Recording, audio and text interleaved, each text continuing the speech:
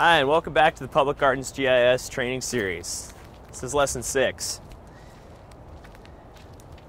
Today we're going to learn how to set up a laser rangefinder with our GPS equipment and collect some data using it. Let's get started. So today I have my assistant Mary, who happens to be my boss, along with us to help out with the data collection. Laser rangefinding equipment requires a second person to be able to hold a reflector so that we can bounce a signal off of it. So we want to collect information on this group of plants right here, again some daylilies, and if you notice that we have some tree canopy overhead, and that's just going to impede our GPS signal and make it nearly impossible to get accurate information about these plants. So to make our information more accurate, or to get a good GPS signal, we're going to set our GPS equipment up out in a clear area so that we have a nice clear view of the sky and an accurate signal.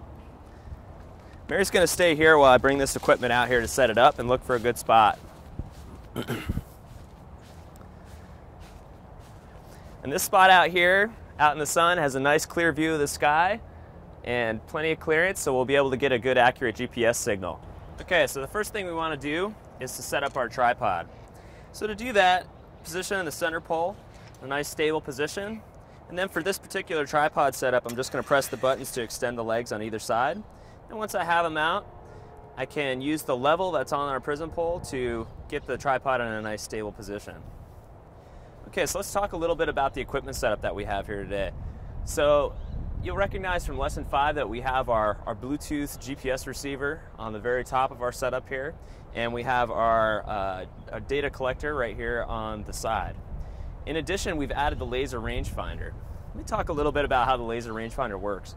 So the idea with the laser rangefinder is that we can set up our GPS equipment and laser here out away from what we're going to record, and then we can actually shoot a laser at a reflector around the plants, and that'll bounce the signal from where we are to where the reflector is, essentially moving our GPS location to whatever we're bouncing our signal off. Now this is really handy because it allows us to collect data from a distance, and it also allows us to collect a lot of data points without having to move our equipment.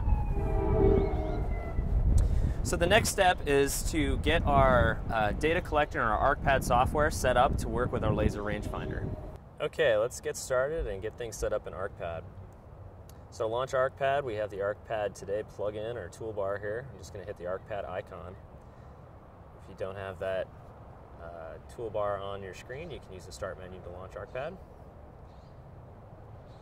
And as usual, ArcPad takes a little bit to get going.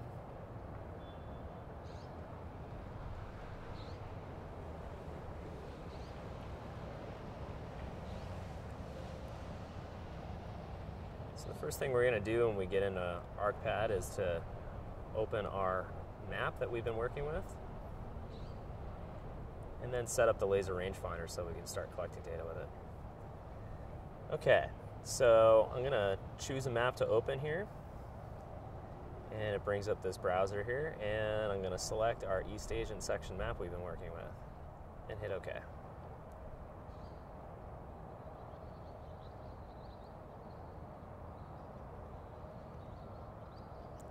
And ArcPad will slowly load that in, and you should see the aerial photo of the East Asian section of the UC Davis Arboretum load up for us. All right, and now the first thing we're going to want to do is go and look at our advanced options. So off of the file menu here, off to the side, there's an icon that looks kind of like a piece of paper. The down arrow, and go to advanced settings. And we're going to want to turn on the extensions for our laser rangefinder. You can get those by scrolling all the way over to the right, hit extensions. This brings up a list of all the extensions that are available in ArcPad. And if you ever have a problem with something not working the way it should, this is always a good place to go look and make sure the extension's on. Some people might like to turn on all the extensions, but that makes the program slower, so I like to have on only the ones we may be using. So when you scroll down, you'll see these icons that I'm not exactly sure what those are. They're kind of red beams of, I guess, of sorts. You want to make sure that you have the appropriate extension for your laser rangefinder turned on. Now here at the UC Davis Arboretum, we have a LaserCraft Contour and a LaserTech Impulse, so I have both of those options on. Once you've turned them on, just hit OK. and it may tell you that you may need to restart. Since I didn't actually change anything, I'm not going to restart. Okay, so the next thing we want to do is get our laser rangefinder configured in ArcPad. To do that, under the satellite menu, hit the down arrow and go to rangefinder preferences. And in this window, it has an option to select the protocol, and I have a LaserCraft contour laser, so I'm going to select that protocol from the list. If I was using my LaserTech Impulse, I could select that as well. And then we want to select which COM port the laser is on. So when you get your laser, you need to configure it for Bluetooth connectivity if it's a Bluetooth laser, and that would be performed by following the instructions that come with your laser. And I've configured it in Windows to be on COM port 9, so I've selected that from this drop-down list. And then we can leave the rest of the options the way they are and hit OK. And now to turn on our laser, again, hit the drop-down under the satellite and hit Rangefinder Active.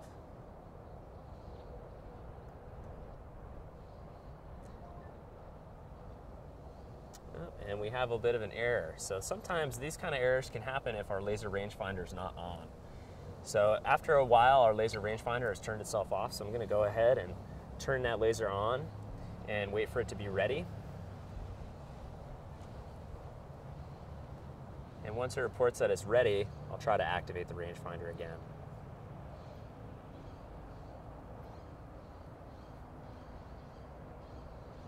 And hopefully everything should have gone according to plan. And then the next thing we want to do is activate our GPS. Okay, so to activate our GPS, first make sure that the GPS receiver is turned on. And then hit the down arrow under the satellite menu and hit GPS active. If you've gone through lesson 5 again, everything should be configured to work properly. And it'll take a little bit for things to get going. And as in lesson 5, it will report the status of our GPS down at the bottom. And if we want to take a closer look at how things are going, you can always click on this status bar at the bottom to bring up the GPS properties window.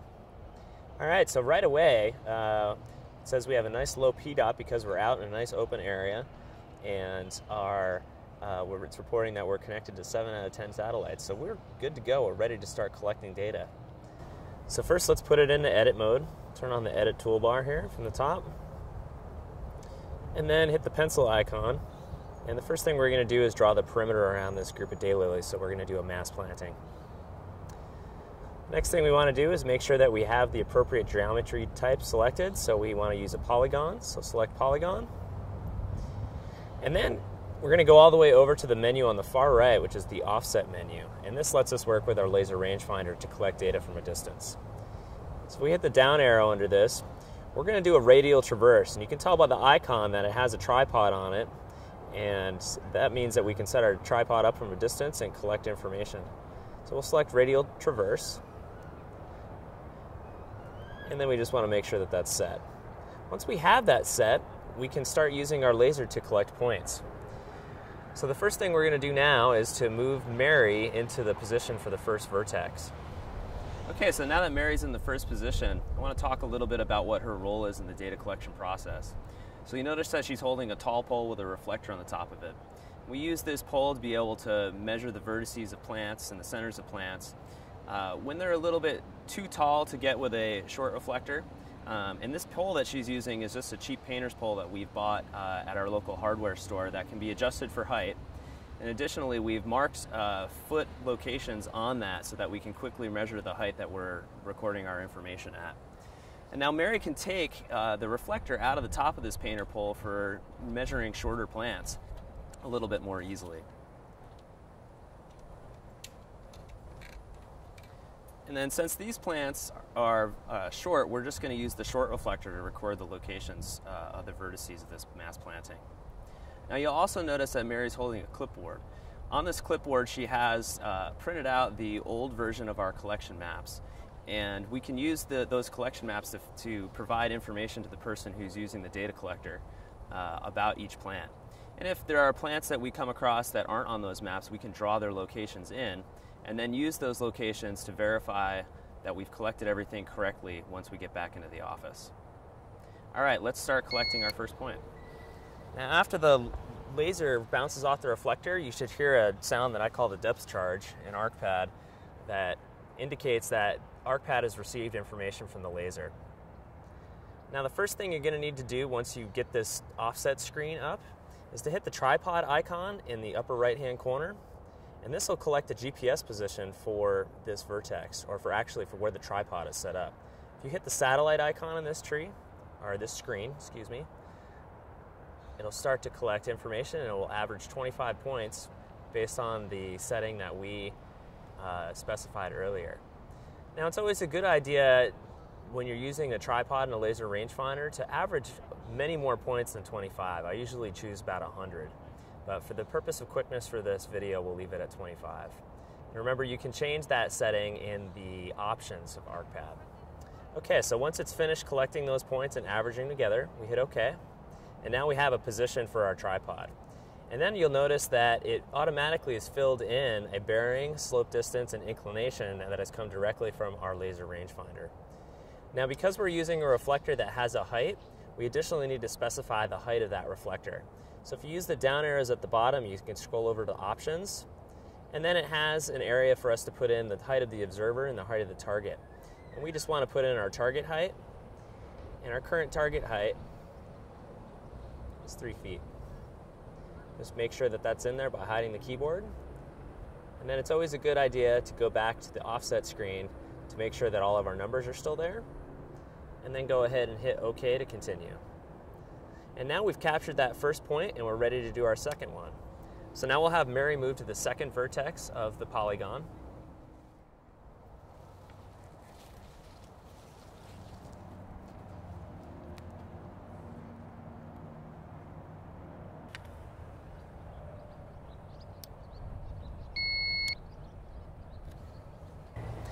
And again, you'll hear a noise from your laser rangefinder, and then that information will show up immediately in ArcPad. Now, since we already collected a reference point for our tripod, we don't have to collect one for the second point. So we just want to verify that our bearing, slope distance, and inclination have been filled in automatically. You can go and make sure in the options that our target height is there, and it still is. Go back to our offset screen, make sure everything's there, and then we're done with our second point. We'll hit OK. Okay, got it, Mary. Go ahead and move to the next spot.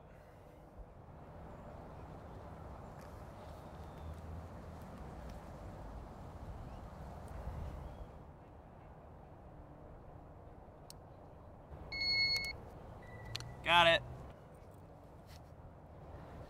And again, we'll hear the depth charge sound indicating that our information has been received by ArcPad, and we'll see that our numbers have been filled in. And since we know that our target height stays in ArcPad, we can just go ahead and hit OK and quickly take the fourth point. All right, spot number 4.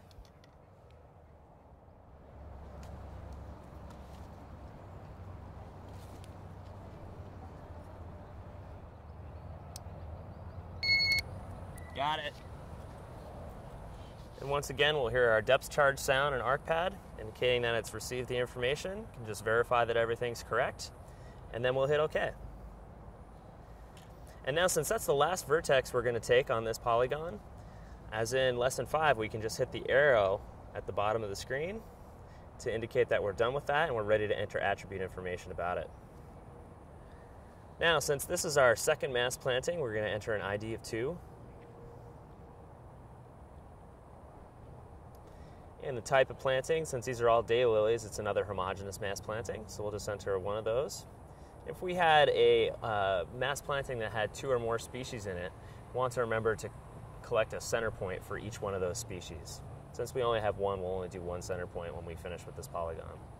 The size of the planting is less than 20 individuals in this, so we'll leave it as small again. We can enter the section name. We're still in the East Asian section and East Asian collection of plants. Enter our survey date. And our username is myself. Go on to page 2. Make sure there's nothing else to enter. We have no comments, so we're all set. So we can go ahead and hit OK. And now our polygon's been created and we're ready to do a center point. So now we'll have Mary move to the center of the polygon and put the reflector in the middle. And then we can change some options here to make sure that we're ready for that. So the first thing we're going to want to do is go to our offset menu and kind of reverse the order of turning things on. In the offset menu, we're going to turn off radial traverse. And then we're going to go to the edit menu and turn off mass planting. We'll go to the edit menu one more time, turn on plant center. And now we're going to be doing an offset of a point instead of a radial traverse. So we go to the offset menu and turn on offset point. And that'll be highlighted at the top of the screen. Okay, now we'll have Mary move on to the fourth and final point.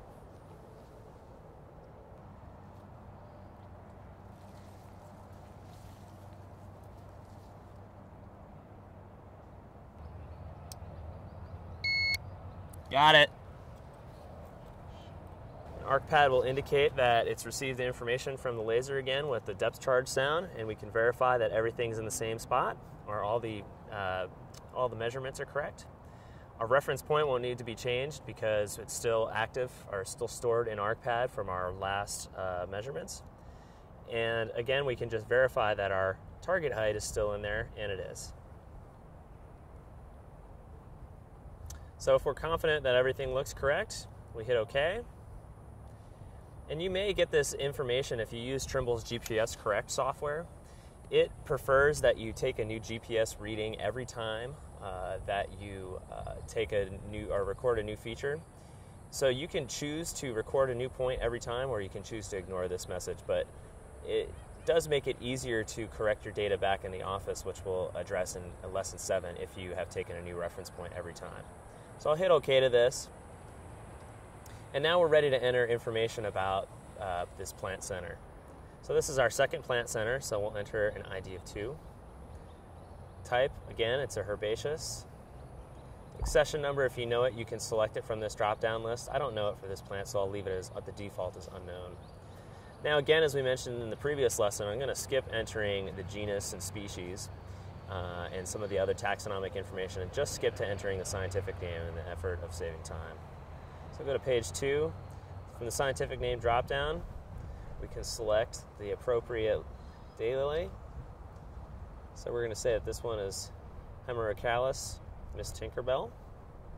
And for the plant size, again, because this is part of a mass planting, we're going to enter 0. Now, if this was an individual plant, we'd actually want to measure the radius of this plant from the center to the outside of the canopy. We'll leave the plant size units as inches. On page 3, we'll enter our section name and our collection name from the drop-down list. We'll leave our reference grid, latitude and longitude blanks. We can enter those back in the office. Survey date, we just go ahead and hit the checkbox for that. Survey username, myself. Update information we'll leave blank. And then when we get to this page, we want to make sure that we link this plant center with our mass planting polygon, so we enter the ID of that as 2. And then enter any comments if you wish. Once we're done with all the attribute information, we go ahead and hit OK. And it goes ahead and completes that polygon with the plant center point in it for us. If we want to verify our work, we can hit the globe icon, grab the zoom in tool, and zoom in to where our GPS location is on the map. And now, this time, since we've done things as an offset, you can see that the red circle indicates our current GPS position, and the polygon is delineated here as this kind of off-sided rectangle, and then our center point is right inside of it. And that pretty much does it for this. So if we want to close out of this and save our work, you just go ahead and select the ArcPad icon here and hit exit, and everything will take care of itself. Okay, so that concludes lesson 6. So today we learned how to collect GPS data using the laser rangefinder. And in lesson 7, we'll go back into the office and learn how to download our data off of our data collector and post-process it in preparation for creating maps. See you next time.